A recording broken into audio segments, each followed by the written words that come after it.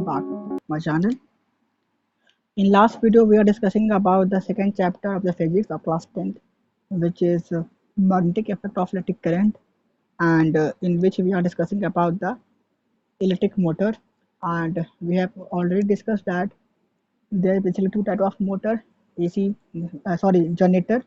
There are basically two types of generator, AC generator and DC generator. ठीक है, हम लोग ये चीज़ पढ़ चुके थे कि दो टाइप जनरेटर हमारे पास होते हैं, एक होता है एसी और एक होता है डीसी।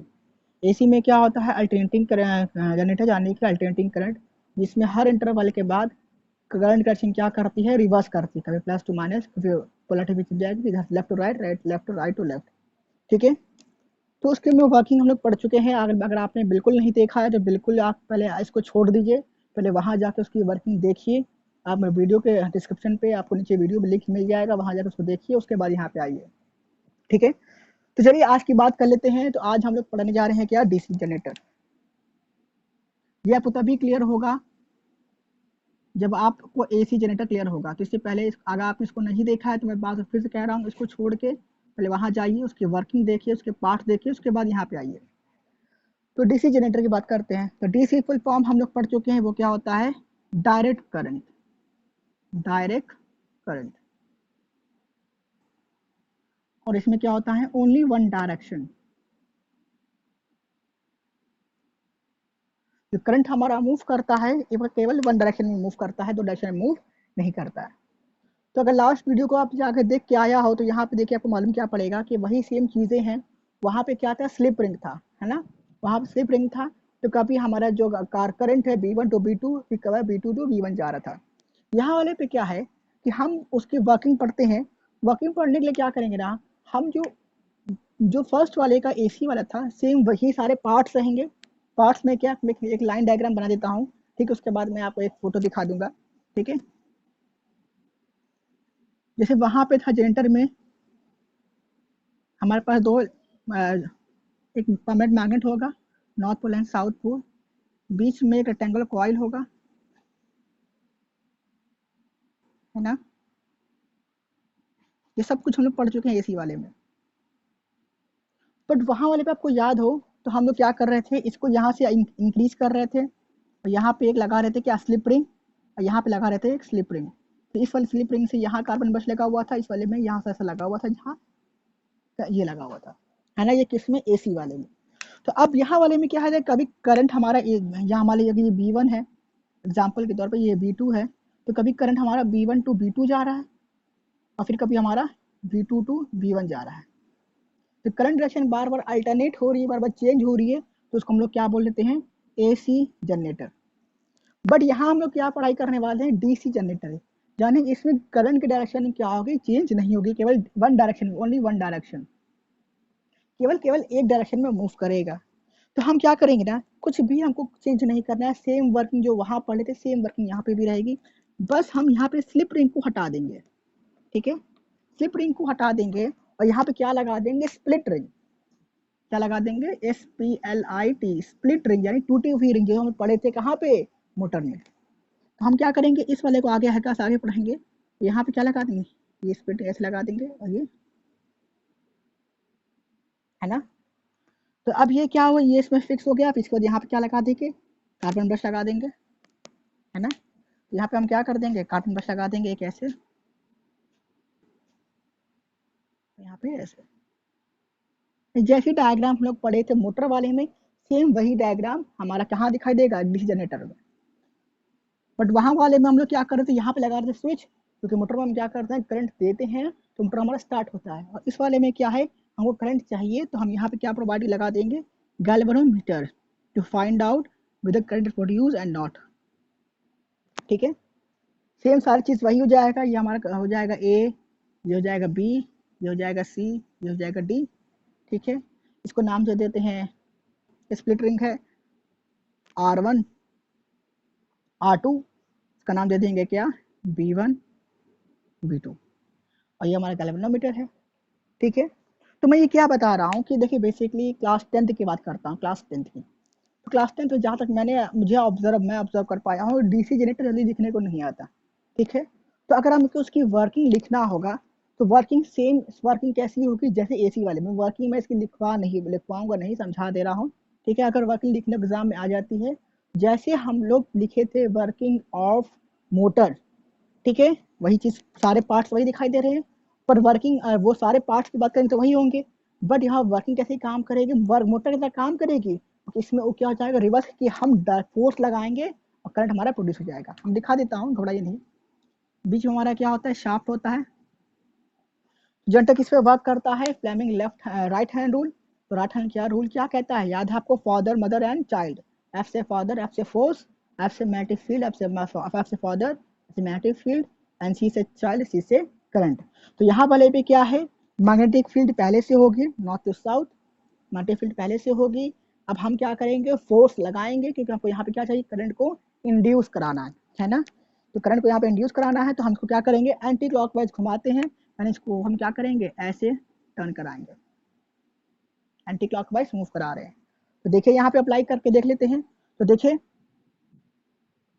करंट मैग्नेटिक फील्ड कहाँ से नॉर्थ टू साउथ जा रहा है, मैग्नेटिक फील्ड कहाँ जा रही है, नॉर्थ टू साउथ जा रहा है, ठीक है। इस वाले इसको मैं अप्लाई करके दिखा देता हूँ कि मान लीजिए हमारी कॉइल है ए बी सी डी, है ना, ये हमारे पास क्या है, कॉइल है ए बी सी डी। तो अब इसमें अप्लाई करते हैं क्या, राइट हैंड रूल अप्लाई करते हैं।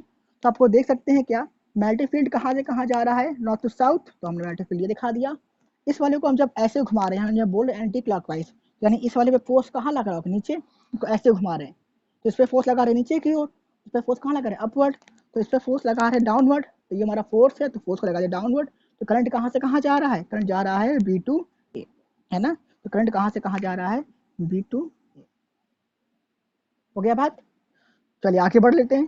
तो करंट कहाँ से कहाँ गया, बी से ए गया। मैं ये वर्किंग लिखवाऊंगा नहीं, मैं पहले बता दे रहा हूँ ना, समझ लीजिए, आपको अपने वर्डिंग्स में लिखना होगा। करंट कहाँ से कहाँ जाएगा, बी टू ए, फिर ए से कहाँ जाएगा, आर वन, लिख लेते हैं। करंट कहाँ से कहाँ गया इसको लिख लेते हैं हम लोग फटाफट। करंट जा रहा है B to A, B to A से गया आर वन, ए से गया आर वन, आर वन से जाएगा बी वन, तो आर वन से कहाँ चला गया, बी वन, सही है ना। फिर बी वन से करंट इधर आ जाएगा, फिर बी वन से कहाँ जाएगा, बी टू, फिर बी वन से कहाँ चला गया, बी टू, फिर ठीक है, फिर बी टू से कहाँ जाएगा, आर टू। तो इस वाले में भी अप्लाई करके देख लेते हैं क्या वाकई ऐसा हो भी रहा है कि नहीं, कि हम उसे जो अप्लाई कर रहे हैं क्या इस वाले पार्ट में भी, जो सी डी पार्ट है वहाँ पे राइट हैंड हमारा अप्लाई हो पा रहा है कि नहीं। चलिए राइट हैंड रूल में अप्लाई करके देख लेते हैं। तो मैग्नेटिक फील्ड देखिए, इस वाले हमारी अप्लाई कर, तो मैग्नेटिक फील्ड हमारी कहाँ से कहाँ जा रही है, north to south, magnetic field कहाँ जा रही है, और ये हमारा राइट हैंड रूल है, magnetic field north to south. Force कहाँ जा रहा है, अपवर्ड, इसलिए हम लोग को यहाँ पे ऐसा रखा हुआ है। वो अगर नीचे जाते तो मैसे कर देते, है ना, फोर्स नीचे जाता है तो मैसे कर देते, इस वाले में अप्लाई कर देते, करंट नीचे जा रहा था। तो इस वाले में क्या है, करंट मैग्नेटिक फील्ड कहाँ जा रहा है, फोर्स कहाँ लग रहा है, अपवर्ड, फोर्स जा रहा है अपवर्ड। तो करंट कहाँ से कहाँ जा रहा है, डी टू सी, है ना, दिखाई दे रहा है ना ये चीज, ये क्या है, करंट कहाँ जा रहा है, डी टू सी। तो देखिए इस वाले में करंट कहाँ प्रोड्यूस हो रहा है, डी टू सी। और हम यहाँ पे देख भी चुके हैं, अगर इसमें करंट यहाँ प्रोड्यूस हो रहा है, इसमें करंट कहाँ प्रोड्यूस हो रहा है, डी टू सी। यानी करंट बी टू के बाद कहाँ गया है, आर टू से, आर टू से करंट कहाँ चला गया हमारे पास, आर टू से कहाँ चला गया डी, डी से कहाँ चला गया सी, फिर सी से कहाँ चला गया बी। यानी देखा जाए तो करंट कहाँ से कहाँ प्रोड्यूस हो रहा है, B one to B two, है ना। उसके बाद ये क्या होगा, ये कॉइल रोटेट करेगा। तो कॉइल रोटेट करेगा तो देखिए ये तो फिक्स्ड है, ये हमारा क्या कार्बन ब्रश है, तो ये हमारा क्या है, फिक्स्ड है, फिक्स्ड कार्बन ब्रश।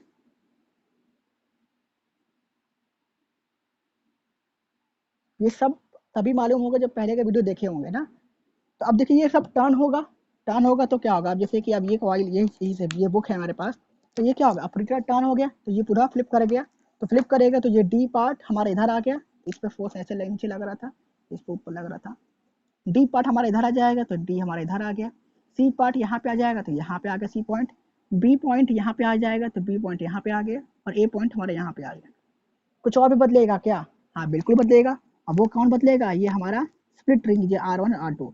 तो अब आर वन वाला घूम के इधर आ जाएगा, तो यहाँ पे क्या हो जाएगा, आर वन यहाँ पे हो जाएगा, और आर टू यहाँ जाएगा, यहाँ पे हो जाएगा आर टू, है ना। तो बाकी सारी चीजें वहीं तरह रहेंगी। फिर इस वाले में क्या होगा, फिर इस वाले में अब इधर आ गया, सी डी इधर आ गया।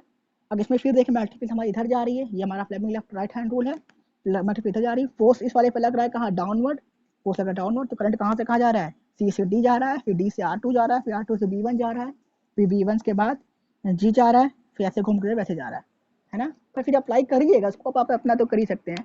तो अब देखेंगे तो क्या जाएगा, C से D, D से R2, R2 से B1, B1 से कहाँ जा रहा है B2, B2 से कहाँ जा रहा है R1, R1 से कहाँ जा रहा है A, फिर A से कहाँ गया B, अभी से कहाँ गया C। तो देखिए ये फर्स्ट साइकिल में है, ये सेकेंड साइकिल है। तो इस वाले में भी करंट कहाँ से कहाँ प्रोड्यूस हो रहा है, B1 टू B2, यानी वो बार बार घूमेगा, कभी ये साइकिल फॉलो होगा, कभी ये साइकिल फॉलो होगा, फिर ये फिर ये फिर ये फिर ये। तो दोनों केसेस में हम क्या देख रहे हैं, करंट कहाँ से कहाँ प्रोड्यूस हो रहा है, B1 टू B2, यानी जो हमको आउटपुट मिल रहा है, जो आउटपुट हमको करंट मिल रहा है, उसकी डायरेक्शन क्या है, फिक्स्ड है, यानी कि केवल one direction B1 to B2, B1 to B2 ऐसे करंट जा रहा है। तो ये हमारा क्या हो गया, डीसी करंट, यानी DC current generator, direct current generator. तो एसी वाले में क्या हो रहा था, यहाँ पे स्प्लिट रिंग हटा के हम यहाँ क्या लगा देंगे, स्लिप रिंग लगा देंगे ना, उस पर वो चीज़ स्लिप कर रहा था। तो कभी करंट हमारा आगे वाले सोते हुए इधर जा रहा था, तो कभी पीछे वाले सोते हुए इधर जा रहा था। नहीं देखा है तो उसको जाकर देखिए, ठीक है। तो ये सारी बातें हो गई जनरेटर की। तो आप इसमें ये डायग्राम, अगर आपको थोड़ा कॉम्प्लिकेटेड गंदा हो गया है, तो आप ये डायग्राम देख लीजिए, ये डीसी जनरेटर का डायग्राम है, ठीक है। तो आप इसको अच्छे से देख सकते हैं, यहाँ समझ में भी आ रहा है। यहाँ पे क्या स्प्लिट रिंग है, तो कभी हमारा फोर्स अप्लाई करके दे, अप्लाई करना बहुत इंपॉर्टेंट है करंट राइट हैंड रूल को, कैसे अप्लाई करना है, ठीक है। कभी करंट हमारा ऐसे जा रहा है, तो कभी करंट ऐसे जा रहा है, ठीक है। तो ये सारी चीज़ पढ़ने के बाद हमारा जो टॉपिक है जनरेटर, वो हमारा क्या हो गया, खत्म हो गया। तो हम मोटर पढ़ चुके हैं, जनरेटर पढ़ चुके हैं। अब हम लोग आगे पढ़ते हैं, इसमें से टॉपिक हमारा दूसरा पढ़ना है, वो हमारा क्या है, electromagnetic induction using two coils. हम इलेक्ट्रोमैग्नेटिक इंडक्शन पहले पढ़ चुके हैं, जनरेटर के पहले भी, वही हमारा क्या प्रिंसिपल भी है। अब हमको क्या पढ़ना है, हमको पढ़ना तो है वही इलेक्ट्रोमैग्नेटिक इंडक्शन, बट यहाँ पे क्या है, यूजिंग टू कॉइल, यानी टू कॉइल की बात हम कर रहे हैं। पहले वाले याद है क्या, याद है किसी को, क्या चीज़ पढ़ी थी, क्या चीज़, कि अगर हम कॉइल को फिक्स कर दें, मैग्नेट को रोटेट कराएंगे, या मैग्नेट को फिक्स कर दें, कॉइल को रोटेट कराएंगे, कॉइल को रोटेट कराएंगे, तो हमारा कॉइल में क्या होगा, करंट हमारा प्रोड्यूस होगा। तो देखिए मालूम है, बेसिकली जब प्रैक्टिकल बेसिस पे हमारा, जहाँ पे मैंने बताया भी था लास्ट वीडियो में भी, कि जहाँ पे करंट प्रोड्यूस होता है, हम उसको जनरेटर घुमाते हैं, तो वहाँ पे क्या, कॉइल की जो वायरिंग होती है ना, वो बहुत ज़्यादा होती है। तो हमको स्मॉल अमाउंट करंट चाहिए नहीं, बहुत ह्यूज अमाउंट करंट चाहिए। तो वो जो कॉइल हमारा है ना, वो जो हमारा आर्मेचर है ना, वो बहुत ही हैवी हो जाता है ना, वो बहुत ही हैवी हो जाता है। तो उसको रोटेट कराना हमारे लिए पॉसिबल नहीं होता। तो हम वहाँ क्या करते हैं, कॉइल को फिक्स कर देते हैं, और मैग्नेटिक जो हमारा जनरेटर, हमारा मैग्नेट है ना, उसको हम रोटेट करवाते हैं, ठीक है। चलिए अब हम यहाँ पढ़ लेते हैं यूजिंग टू कॉइल ईएमआई को। यहाँ पे क्या चीज़ पढ़ना है हमको, कि अगर हम ये चीज़ पढ़ चुके हैं ईएमआई में, कि अगर मैग्नेटिक फील्ड चेंज होती रहती है, तो हमारा करंट कॉइल चेंज होता है। तो अगर हम यहाँ पे ये कह रहे हैं कि अगर हम यहाँ पे बैटरी लगा दें, यहाँ स्विच लगा देते हैं पहले, यहाँ बैटरी लगा देते हैं, यार कॉइल जस्ट इसके बगल में नियर वाइब रखते हैं,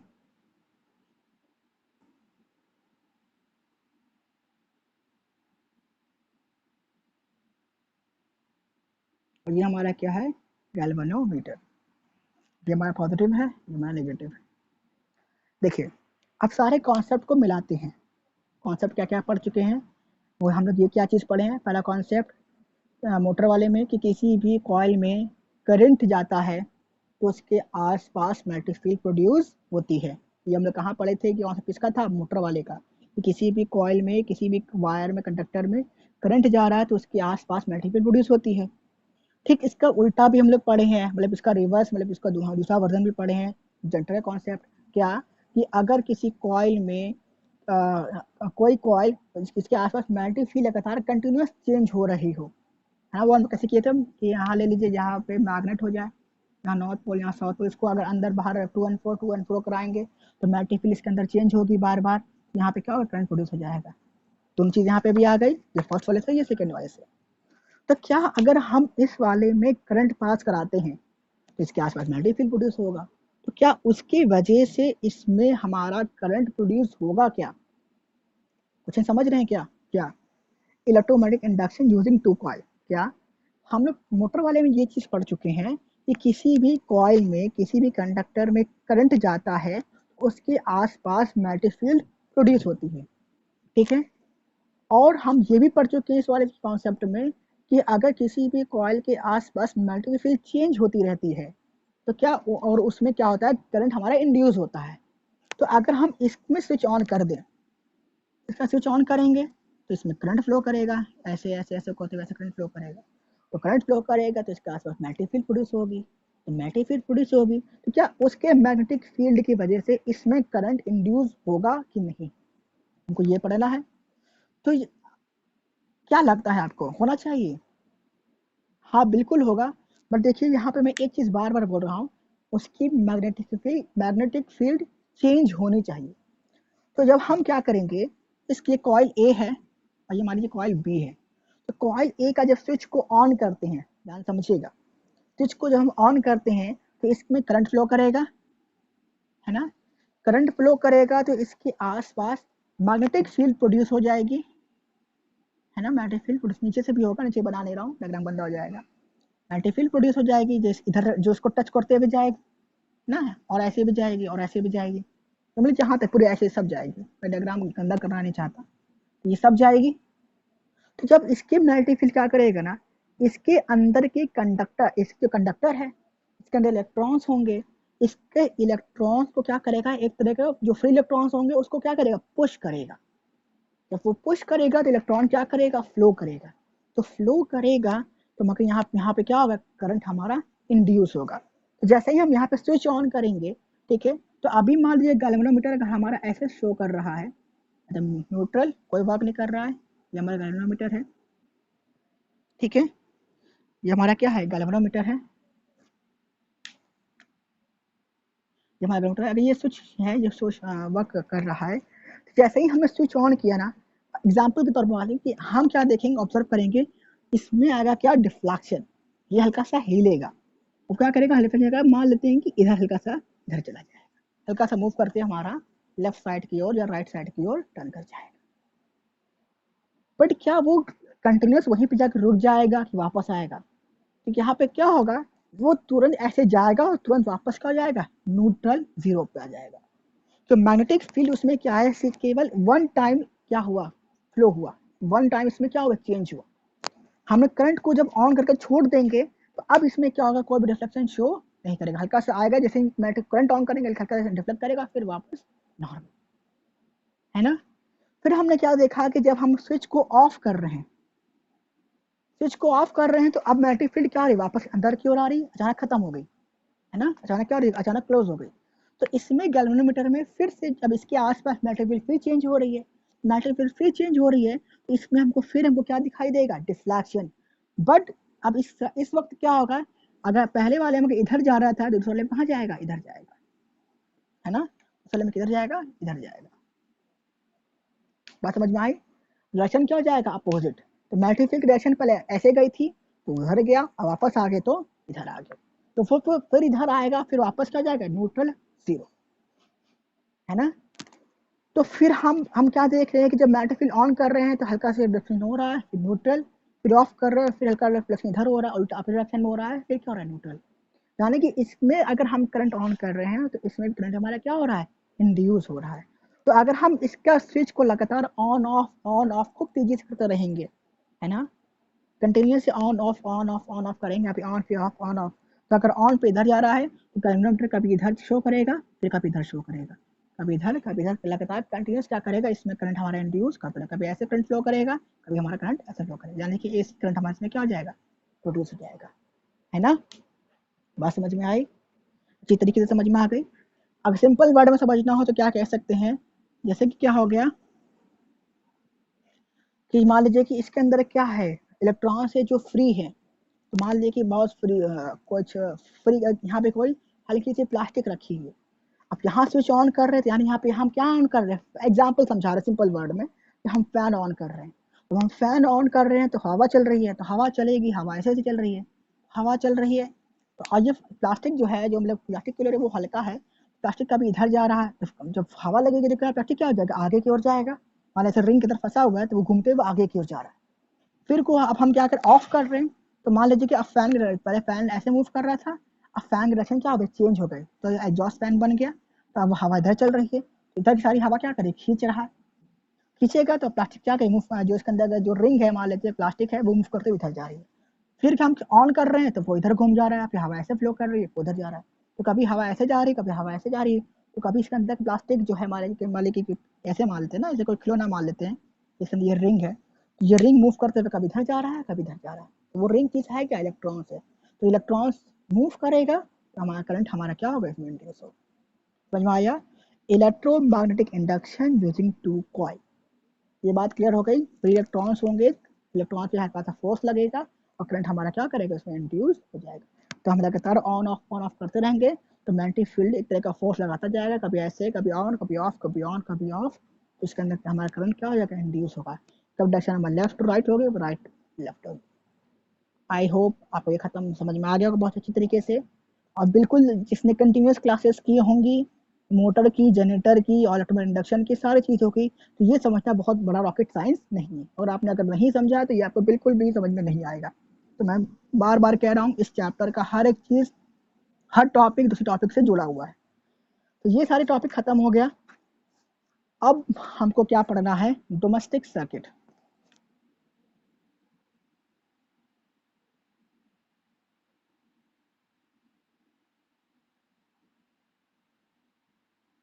डोमेस्टिक सर्किट यानी क्या, जो हमारे घरों में, डोमेस्टिक सर्किट या वायरिंग कह लो।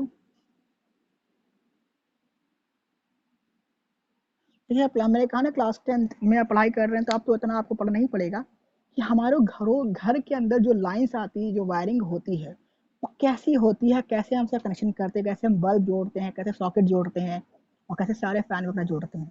तो उसका एक डायग्राम मैं पहले बता देता हूँ, उसके बाद हम क्या करेंगे, आपका एक डायग्राम दिखा देंगे। तो ये डायग्राम फिलहाल तो है उसका इलेक्ट्रिकल इंडक्शन का, इसको हटाते हैं और पढ़ते हैं क्या, सर्किट की डायग्राम।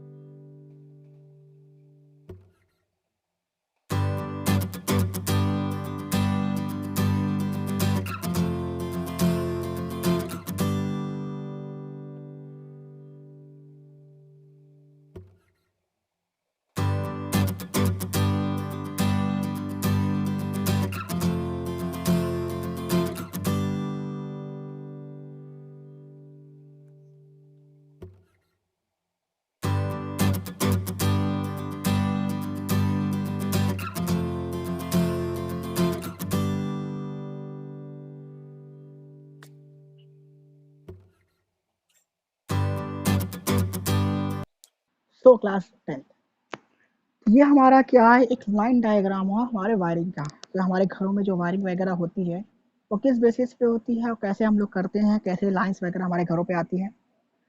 तो यहाँ से क्या है, ये हमारा मेन सर्किट है कि यहाँ पे हमारा घर के बाहर कहीं पिलर है ना, पिलर से क्या करते हैं, यहाँ से दो बार आपने देखा होगा बहुत सारे फेज होते हैं। जैसे आपके घर के बाहर कभी आप देखे होंगे, मैं आपको दिखा देता हूँ ना, आपको पढ़ना है, अच्छे से पढ़ना है कि 4 वायर होते हैं, हाई टेंशन के वायर के ऊपर होते हैं, जो वहाँ से ऐसे वायर होते हैं हाई टेंशन के ऊपर, जो हमारा करंट कहाँ आता है, हमारा आता है वहाँ पे ट्रांसफार्मर पे। तो ट्रांसफार्मर से क्या होती है, वहाँ से लाइन निकलती है। यहाँ पे देखो 3 फेज है, फेज 1, ये फेज 2, ये फेज 2, इसको कभी टच नहीं किया जाता, इसमें हमेशा कंटिन्यूस लाइट होती है। ये कभी, ये कहाँ से आता है, मेन पावर हाउस लाइट आती है ना, मेन पावर हाउस से जो सप्लायर वहाँ से लाइट आती है, इसमें ना कभी कोई तार, यहाँ से हम करंट लेते हैं ना कुछ लेते हैं, ठीक है। तो फिर ट्रांसफार्मर के बाद से क्या होता है ना, वहां से वायर वायर निकलते हैं, और यहाँ से क्या होता है, 4 वायर निकलते हैं। आपने देखा होगा ऐसे 1 2 3 और ये 4, और यहाँ पे कुछ नहीं। आप इंडिया की बात करते हैं तो इंडिया के अंदर यहाँ पे बीच में एक लकड़ी पे लगा, बस लगा देते हैं कि डिस्टेंस मेंटेन है, आपस में टच ना करें। ये इसके बाद घरों पे वायरिंग ऐसी आती है ना। ये हो गया। तो ऊपर का जो 3 चीज होती है ना, ये wire, this one and this one, ये होता है फेज।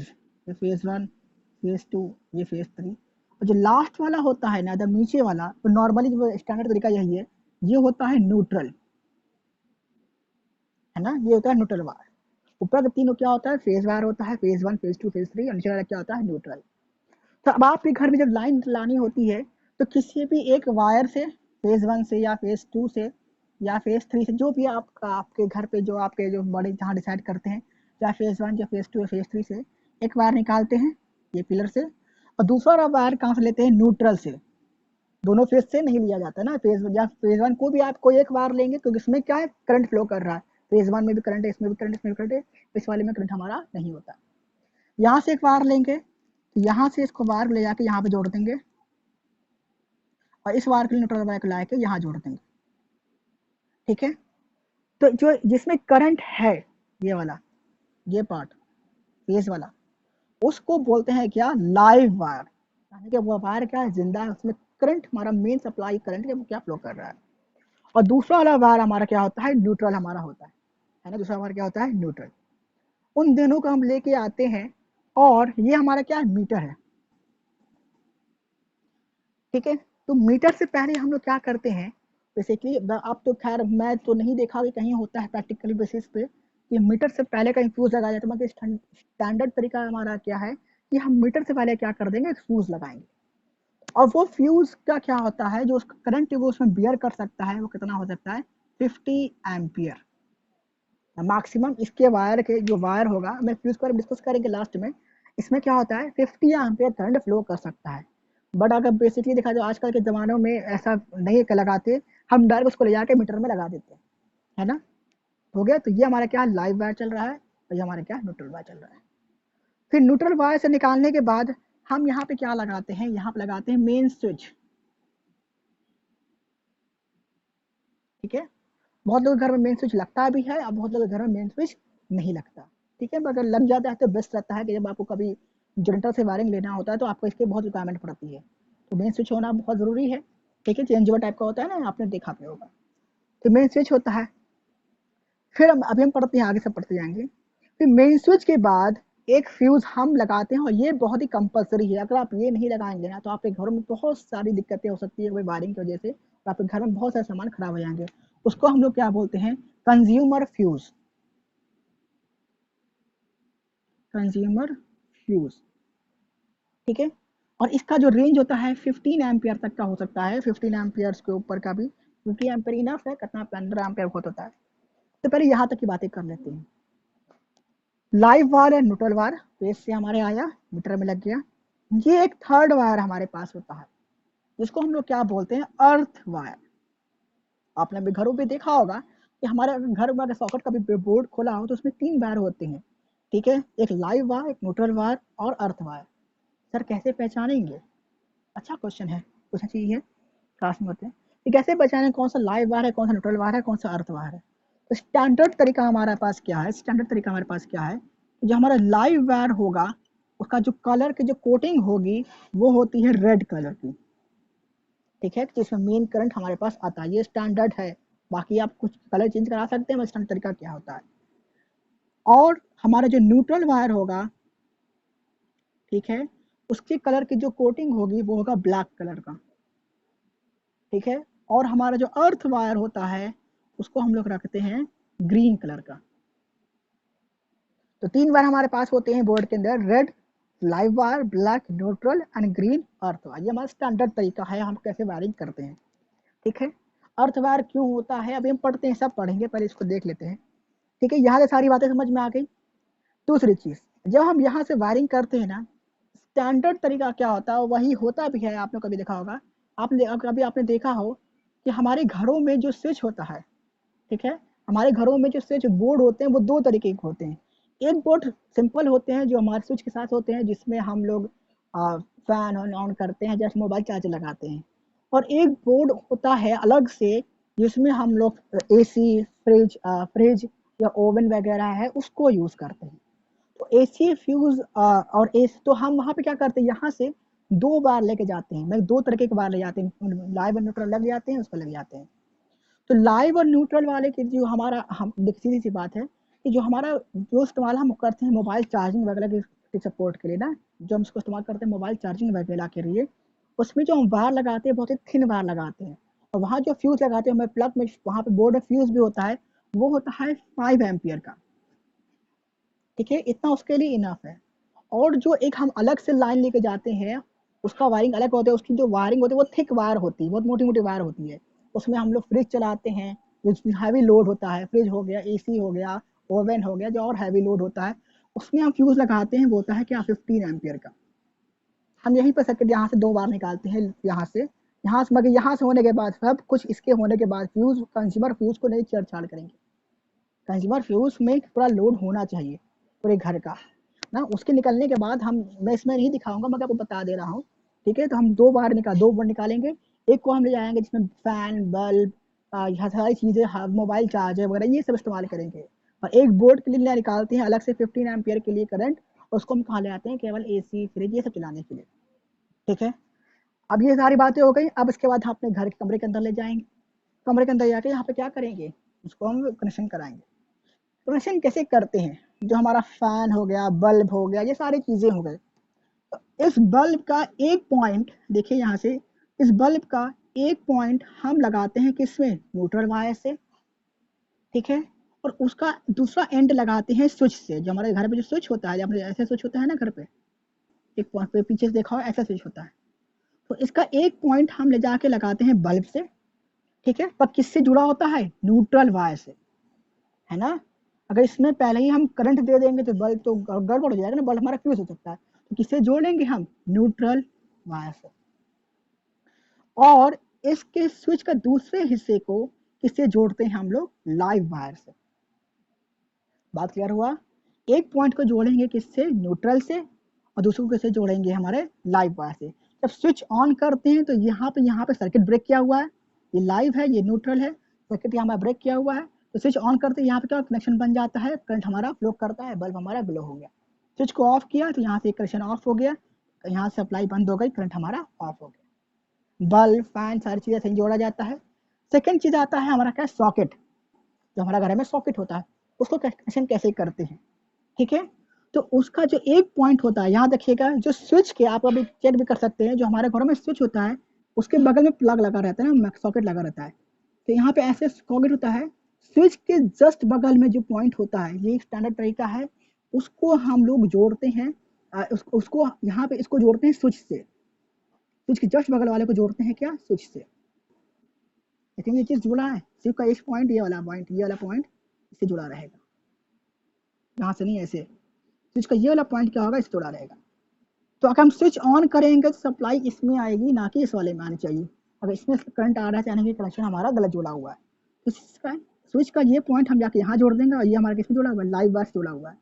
और स्विच का दूसरा पॉइंट किससे जुड़ा हुआ है, लाइव वायर से, है ना। इस वाले पॉइंट को जोड़ते हैं न्यूट्रल वायर से, और इस वाले पॉइंट को जोड़ते हैं किससे, अर्थ वायर से। तो स्विच ऑन करते हैं तो यहाँ करंट सप्लाई मिलती है, और करंट फ्लो करते हुए न्यूट्रल वायर होते हुए वापस। तो स्विच के जस्ट बगल वाले को हम किससे जोड़ते हैं, स्विच से। स्विच ऑन करेंगे तो करंट हमारा इसमें आना चाहिए, ना कि इसमें आना चाहिए। तो इसमें करंट बता रहा है, इसमें नहीं बता रहा है, यानी कनेक्शन क्या है, गलत हुआ हो। तो हमारा स्टैंडर्ड तरीका यही होता है कि स्विच के जस्ट बगल वाले में ही करंट आना चाहिए। ठीक है, तो आप देख रहे हैं कि स्विच के जस्ट बगल वाले पॉइंट को हमने इससे जोड़ दिया। स्विच ऑन करेंगे तो इसमें सप्लाई आएगा, उसके बाद न्यूट्रल वायर यहाँ से यहाँ चला गया, और ये हमारा लाइव वायर यहाँ से यहाँ जुड़ गया, और ये हमारे क्या हो गया, अर्थ वायर। यहाँ तक बात क्लियर हो गई। कौन सा कलर होता है, लाइव का रेड, न्यूट्रल का ब्लैक, और अर्थ का ग्रीन। तो ये सारे मेन हमारा क्या है, स्टैंडर्ड तरीका है अर्थ का हमारे घरों में वायरिंग करने का। तो आज की क्लास यहीं रखते हैं। नेक्स्ट क्लास में हम लोग क्या पढ़ेंगे कि अर्थ वायर हम क्यों करते हैं, फ्यूज हम क्यों लगाते हैं, और सारे इसका क्या डेंजरस पॉइंट है। वीडियो लॉन्ग हो रहा है। Thank you class 10th for watching this video.